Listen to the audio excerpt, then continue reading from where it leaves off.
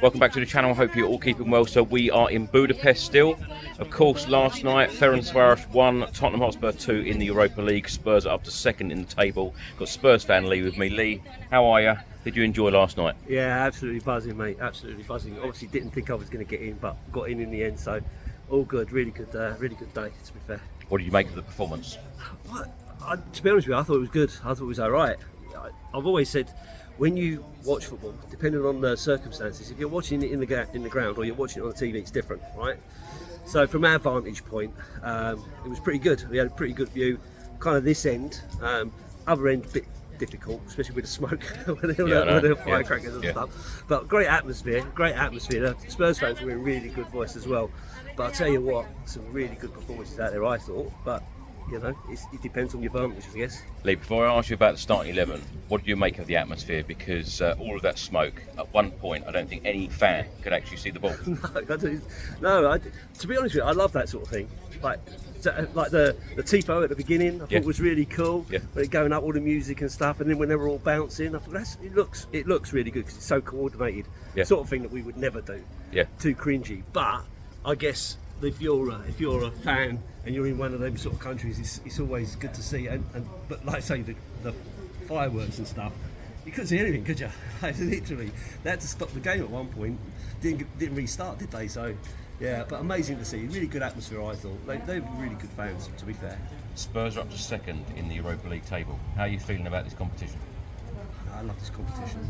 It's the last kind of real trophy I see us win. So I know there's been a couple of other little ones after that, but you know, 84. It's a long time, isn't it? It's about time we kind of really took this seriously. So I'm chuffed. I'm really, really keen.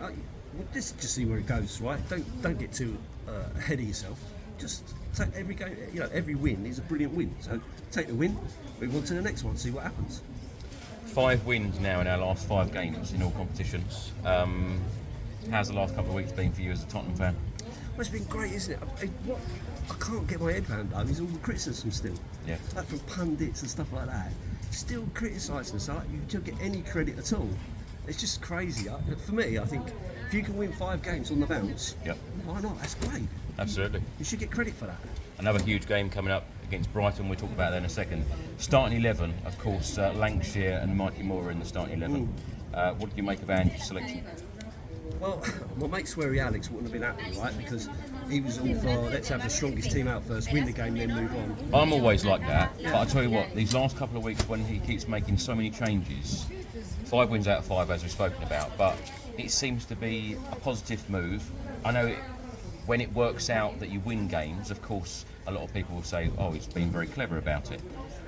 But given Mikey Moore and Lancashire, I felt, you know, for someone who watches the under-21s and the development side a lot, certainly over the last couple of years, them two have done extremely well, and I believe that those two deserve their chance. Yeah. And when you think of how young that team was as well, Bergvall and Archie Gray, who we'll talk about in a second, you know, those players, it's about taking opportunities, and they certainly did that. Yeah, I think so. I mean, especially Mikey Moore. And I know there's a lot of hype around the lad and everything, but from where I was, I kind of saw a lot of him down that side, and certainly in the first half, and some of his touch and stuff, fucking brilliant.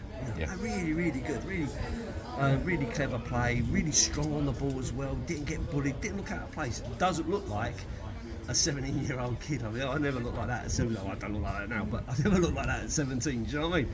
So I'm really, really chuffing, man. Will Lancashire had a couple of opportunities, and I think if he gets minutes on a regular basis, then I think it'll come good for him. Absolutely, I do believe that. But the age of this squad is so young anyway. Even if you talk about established players, you know, even your Papsars, your Doggy, and that, those guys are only young as well. You know, Brennan Johnson, 22 still. So, you know, you've got to give credit to that. But I'm like you. I would much rather see the stronger team out first, win the game, and then bring them on. But it's not what he's doing, right? He knows that he wants to give these kids a chance. He believes in them. They're part of the squad. And I said this today. I did the video, and I said this today. I don't think they're kind of like in the past. You bring them along, try that. Yeah. These fringe players. I don't think they're fringe players in his mind. He sees them as first team players. Yeah. Squad players to be utilised. I just worry sometimes. So many changes. Yeah. that worries me there. But can that works continue though, Lee? Because if we get through, and it looks like on paper, 2 wins out of 2 so far. I know there's more games to come, obviously, until January. But when we get to the knockout stages, do you think that Ange can make that many changes, or do you think that is when we're going to see the strongest possible 11 game in, game out? Well, you'd like to think so.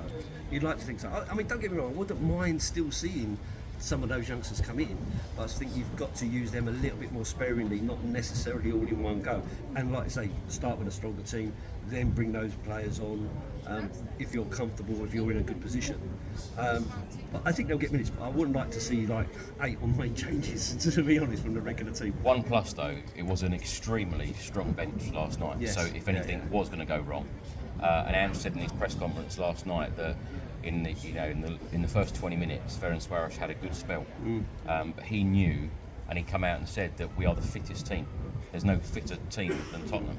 So he knew that they were going to waste a lot of their energy in the first 20 minutes with all the excitement and the atmosphere. But Tottenham, with that fitness level, we know that we can go for 90 plus minutes every single match. Yeah, and I did, to be honest with you, they did have that spell at the beginning, and I think, of course, they really need to do that because they need to knock the stuffing out of us. They need to quieten the fans down. They need to get on top, get a goal, and then sit back and maybe kind of block us off. But obviously, that didn't come. Luckily, with a VAR decision, to me, it looked really tight, to be honest. Yeah. So I thought we were a bit lucky there, but you've got to ride your luck. But I think, I didn't feel uncomfortable for the whole game. Like, I know fans watching on television might have thought so, but from my point of view, it didn't feel like we were under loads and loads of pressure. It felt like we was in control. And so, of course, then when you get the second goal, Brennan Johnson scoring again, 5 in 5, fair play. Fantastic, yeah. Yeah, for me, I was like, we were in control of this game. Then when they scored the goal, I was like, really? Are we going to suffer it? But luckily, there wasn't too much time left on the clock, so we managed to get through it. But like I say, the whole game, I didn't feel too much under pressure. So, Lee, how would you describe the actual experience inside the stadium, the Ferencvaros fans, and how would you describe Budapest for anyone that would like to visit? Listen, in terms of the fans and stuff, I think these fans in these sorts of places are brilliant, and I give them all credit because I thought they put a really good show. And the atmosphere, it builds that atmosphere because you don't see that everywhere. You only see that in sort of places like this. Yeah. So I really enjoyed that, the overall experience. Getting in, I was just trying to get a ticket to get in. So because I spent a lot of money to get here to not have a ticket. But so getting in was brilliant. Watching the game, the atmosphere from the Spurs fans was really good as well. There's lots and lots of singing, lots of plays at the end as well. Yeah. So I really enjoyed the whole thing. Budapest itself, been here once before, only once. And I think it's a lovely city. I think it's really, really cool. I'm a bit concerned about when it rains. The floor is really slippery, and I have a tendency of falling over fairly regularly. I've seen it once already. Yeah. My mate calls me top on because I'm always falling over. So I'm a little bit worried about that. And there is a fair few beggars and stuff around, which I was surprised about. People laying in the street and things like that, which is a bit odd. But in terms of the city itself, I mean, the architecture is fantastic, isn't it? I mean, if you're into architecture, some really, really lovely places to see. So, yeah, I'd recommend Budapest as a place to come and spend a weekend for sure. Lee has been my unofficial tour guide these last few days. Done a great job. With one trip's experience. Lee, talk to me about Archie Gray, because he played in 2 different positions, changed position with Ben Davies. Ange has spoken about him so often, about him being such a talent and him being so versatile. He came out in the press conference the other day and said he can play in the centre, he can play at right back, he can play at left back, he can play in midfield. How important is it for us to have a versatile player like that who can fit in anywhere? Well, I think that's a bit of an Ange philosophy. Yeah. Because he's not the only one who can play multiple positions, right? Yeah. So I think it's a really cool idea. I mean, I've got to be honest with you. For me, I saw some really decent performances from individuals last night. But I said to you earlier, I thought Archie Gray was brilliant. Yeah. I thought he was absolutely fantastic. He's poised on the ball, and the fact that he can kind of just, I don't know how, but he just kind of manages to move the ball around and do a turn and leave players behind. For a guy of 18, I thought he was brilliant. If he would have been my man of the match. I said to you as well, Porro, I thought had a really good game. He was everywhere last night. Perhaps Sarr, I thought had a really good game. Bissouma played really, really well. From what I saw, there was really good performances. mainly at the back, because obviously I'm at that end. So when we were defending and stuff, and so from the attacking in the first half, Mikey Moore was brilliant there. So. Yeah, for me, Archie Gray I thought was excellent. I really rated him, and he would have been my man of the match. If I had to pick one out of it, he would have been the one I picked. Lee, next up, Brighton away on Sunday. How do you think this one's going to go? Because, of course, they had their first defeat last weekend against Chelsea. That was a very, very open game. Addy from one of the Brighton fan channels gave me a preview in the last couple of days and said that game could have ended up 6-6. He's gone with a 6-6 prediction this Sunday. Right. We know that there's going to be goals. Brighton are so open, Spurs are so open. Both teams can score, but also can concede.